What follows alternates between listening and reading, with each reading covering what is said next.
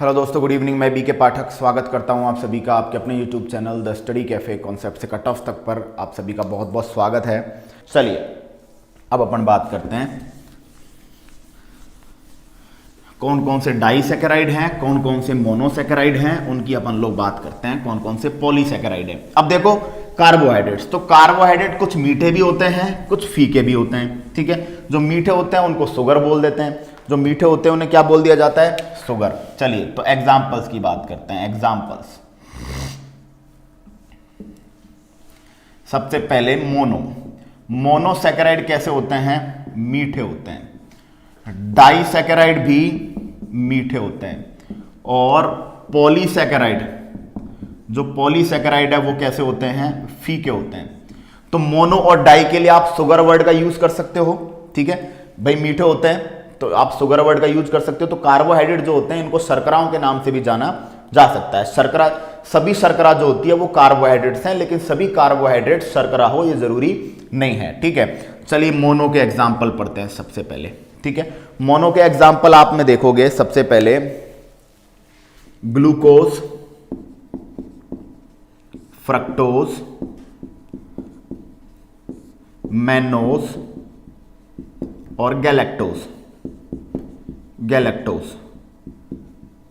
इनमें सब में 6 कार्बन है। कितने कार्बन होते हैं, 6 कार्बन, यानी इनका सबका फॉर्मूला C12C6H12O6 होगा।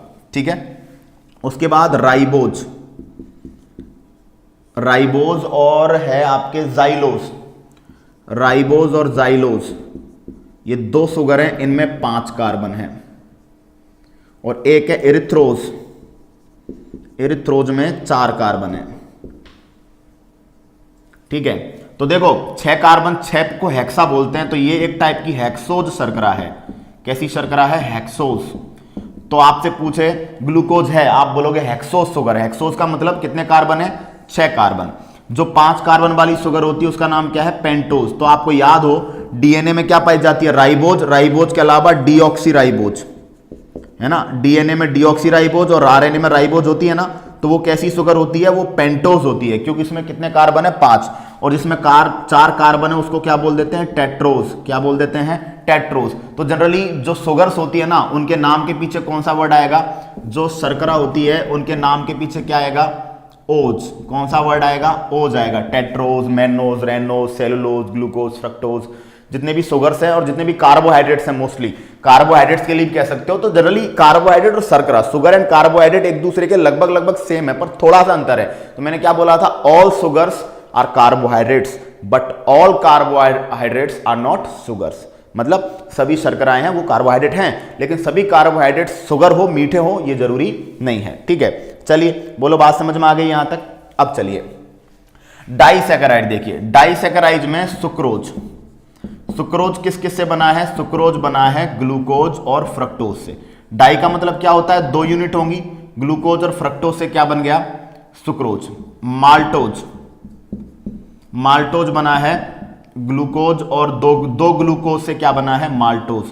और लैक्टोज, जो मिल्क शुगर है आपकी, लैक्टोज दूध की शर्करा, वो कैसे कैसे बनी है, ग्लूकोज प्लस गैलेक्टोज। ग्लूकोज और गैलेक्टोज से आपके क्या बनी है, तो ये डाइसैकेराइड हो गई। डाइसैकेराइड क्यों, क्योंकि ये 2 यूनिट से बनी है, एक ग्लूकोज एक फ्रक्टोज, 2 गए, एक ग्लूकोज ये भी 2 गए, एक ग्लूकोज एक गैलेक्टोज ये भी 2 गए, तो 2 से मिलकर बनी है। तो ये क्या होगी बताओ, डाइसैकेराइड। ठीक है, क्या हो गया ये, डाइसैकेराइड। अब पॉलीसैकेराइड की बात करेंगे। ठीक है, पॉलीसैकेराइड देखिए, सेलुलोज एक पॉलीसैकेराइड है।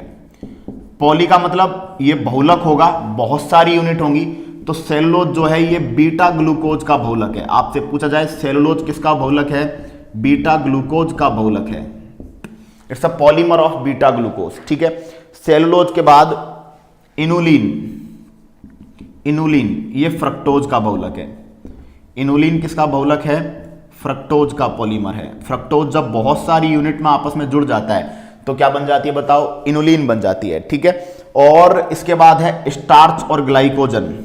Starch and glycogen. स्टार्च आपको पता है प्लांट्स में जो फूड मटेरियल स्टोर होता है, पादपों का संचित भोज्य पदार्थ स्टार्च और एनिमल्स का संचित भोज्य पदार्थ क्या होता है, ग्लाइकोजन। तो तो स्टार्च और ग्लाइकोजन दोनों ही ग्लूकोज के पॉलीमर है, दोनों ही ग्लूकोज के बहुलक हैं, दोनों ही ग्लूकोज के बहुलक हैं। और एक है काइटिन, काइटिन भी एक पॉलीसेकेराइड है। काइटिन, काइटिन कहाँ पाया जाता है? कीटों का कवच, जो कीटो इंसेक्ट्स का जो सेल होता है, कीटों का कवच, वो किसका बना होता है? काइटिन का। इसमें नाइट्रोजन भी पाई जाती है, याद रखिएगा। काइटिन में क्या पाई जाती है? नाइट्रोजन। कीटों का कवच नाइट्रोजन का बना होता है। इसके अलावा कवकों की कोशिका भित्ति, सेल वॉल ऑफ फंगस, किसकी बनी होती है? काइटिन की। तो हमने एग्जांपल्स की बात की है, अभी और भी आपको बहुत सारी बात बताऊंगा। तो मैंने बोला था कार्बोहाइड्रेट में शर्कराएं आती है। शर्कराएं वो कार्बोहाइड्रेट्स हैं जो मीठे होते हैं। तो जनरली जो मोनोसैकेराइड्स हैं और जो डाइसैकेराइड्स हैं वो जनरली कैसे होते हैं? मीठे होते हैं, ठीक है। तो मोनो में क्या होगा? एक यूनिट होगी। जैसे इसमें 6 कार्बन की यूनिट होती है, तो ग्लूकोज, फ्रक्टोज, मैनोज और गैलेक्टोज, इनमें क्या होता है? 6 कार्बन होते हैं। 6 कार्बन, 6 को हेक्स बोला जाता है केमिस्ट्री में। तो ये हेक्सोज शर्कराएं हो गई।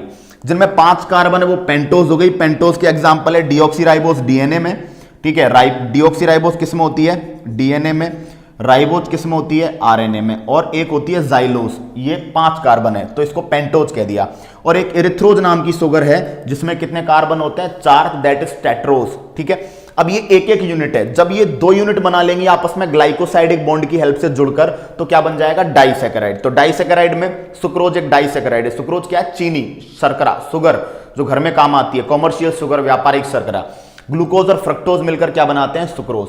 अगर 2 ग्लूकोज मिल जाए तो माल्टोज बन जाता है, और अगर ग्लूकोज और गैलेक्टोज मिल जाए तो लैक्टोज बन जाती है, जो कि मिल्क शुगर है, जो कि दूध में पाई जाती है। ये हो गए क्या? डाई, क्योंकि 2 से बना है। और जब बहुत सारे हो, that is polysaccharide. Poly means बहुत सारे। तो बीटा ग्लूकोज जब बहुत सारे जुड़ जाएंगे तो सेलुलोज बन जाएगा। सेलुलोज प्रकृति में सर्वाधिक पाया जाने वाला कार्बनिक यौगिक, the most abundant organic compound in whole this whole nature, ठीक है। दूसरा inulin, inulin is the polymer of fructose. Starch and glycogen, starch आपको पता है प्लांट्स में जो फूड स्टोरेज है, पादपों का संचित भोज्य पदार्थ किसका बना होता है? स्टार्च का। और जंतुओं का संचित भोज्य पदार्थ किसका बना होता है? ग्लाइकोजन का, ठीक है। ये ग्लूकोज के पॉलीमर है। और अगला है काइटिन, जो कि कीटों का कवच बनाता है, ये भी एक पॉलीसैकेराइड है। तो आई थिंक आपको चीज समझ में आ गई होगी। जल्दी से स्क्रीनशॉट जितना जल्दी हो पाए ले लो, क्योंकि अभी 5-7 मिनट की क्लास और हम लोग लेंगे जिसमें मैं कंप्लीट कार्बोहाइड्रेट आपका कराकर जाने वाला हूं। चलिए, हो गया होगा। अब देखिए, मैं आपको एक एक के बारे में बताता हूं कौन सी शुगर कहां पाई जाती है, क्योंकि क्वेश्चन यहीं से पूछे जाते हैं। बहुत अच्छे क्वेश्चन यहां से तैयार होते हैं। पढ़ने का मटेरियल बहुत है, लगता टॉपिक छोटा सा है, लेकिन पढ़ने को बहुत कुछ यहां पे आपको मिलेगा, ठीक है। देखिए, यहां पे हम लोग देखेंगे सबसे पहले माल्टोज। माल्टोज को माल्ट शुगर बोला जाता है। क्या बोलते हैं? Malt sugar. माल्ट शुगर जो है वो कहां पे मिलेगी आपको? अंकुरित बीजों में, अनाज में। अंकुरित बीज जो होते हैं, जो जर्मिनेटेड सीड होते हैं, अंकुरित बीज या अनाज में आपको कौन सी शुगर मिलेगी? माल्टोज शुगर मिलेगी, ठीक है। दूसरा आपका लैक्टोज। लैक्टोज को क्या बोला जाता है? Milk sugar. मिल्क शुगर कहां मिलेगी? ये दूध में आपको मिलेगी, ठीक है। तीसरा आपके पास है गैलेक्टोज। गैलेक्टोज को ब्रेन शुगर, मस्तिष्क शर्करा बोला जाता है। ब्रेन शुगर, ब्रेन शुगर क्या बोला जाता है? मस्तिष्क शर्करा। मस्तिष्क शर्करा किसको बोला जाता है? गैलेक्टोज को बोला जाता है। नंबर 4 पे आपके सुक्रोज। सुक्रोज को देखिए काफी सारे नाम मिलते हैं।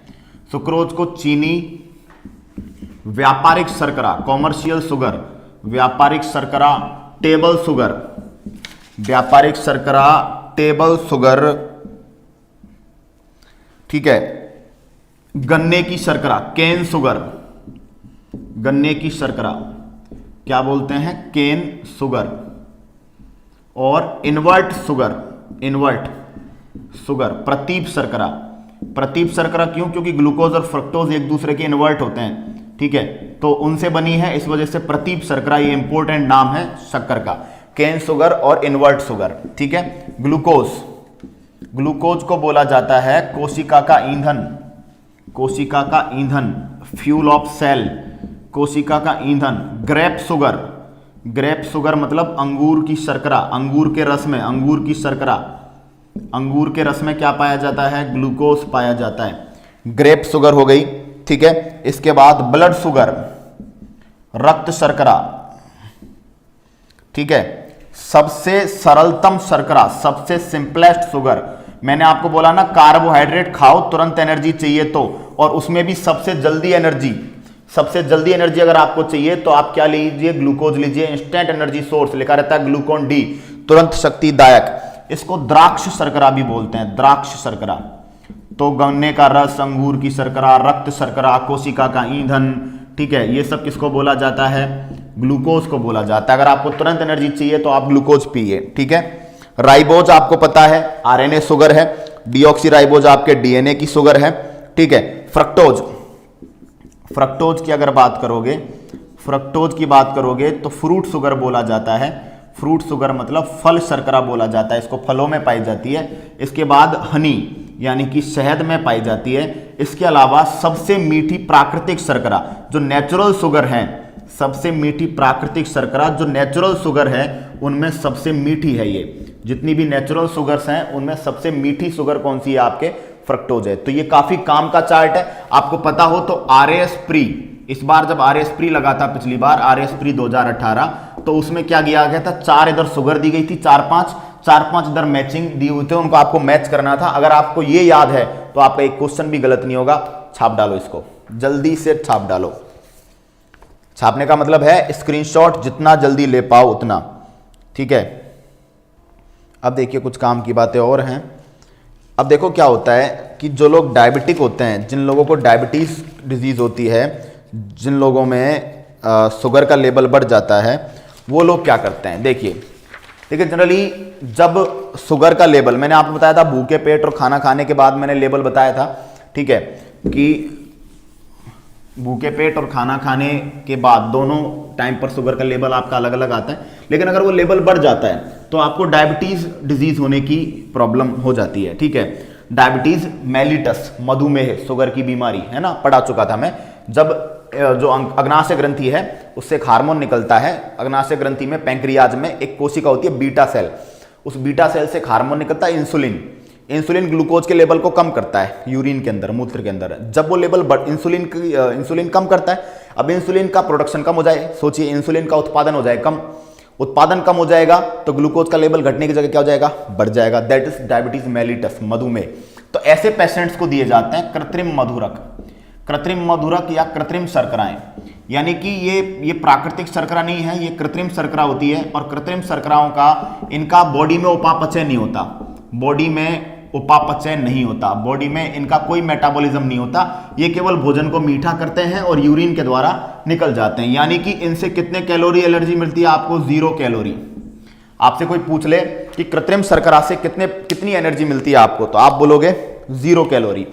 0 कैलोरी में देखो इनमें कौन कौन काम में आता है। सबसे पहला एस्पार्टेम, ये आरपीएससी एलडीसी में पिछली बार क्वेश्चन पूछा गया था। ये सुक्रोज से